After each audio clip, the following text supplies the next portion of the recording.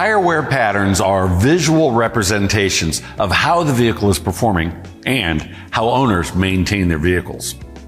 Tread patterns can reveal the condition of ride control components, and learning how to read the tire and communicate your findings to your customers is the key to selling ride control.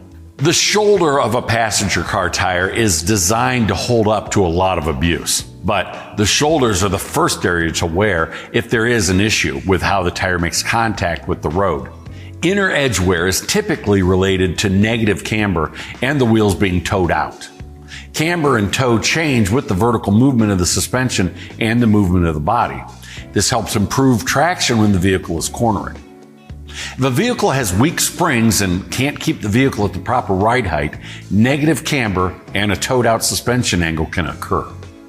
If the outer edge of the tire is worn, it's a sign that the sway bars, springs, and dampeners can't control the movement of the body. When a vehicle goes into a turn, the body can lean. It can be worse on vehicles with a high center of gravity, like crossovers, SUVs, and pickup trucks. If the shocks, struts, and springs are so far gone, the body will sway more than usual going around a corner. The body lean will cause enough positive and negative camber to wear both edges of the tires. Cupped or scalloped dips appearing around the surface of the tire tread could indicate loose, worn, or bent suspension parts. Worn shock absorbers or unbalanced tires can also cause cupping, but the cupping would typically be more indicative of a concentric pattern. Shocks and struts are the most likely culprit because they provide dampening force to control tire movement. When the tires move excessively, the scalloped pattern can appear.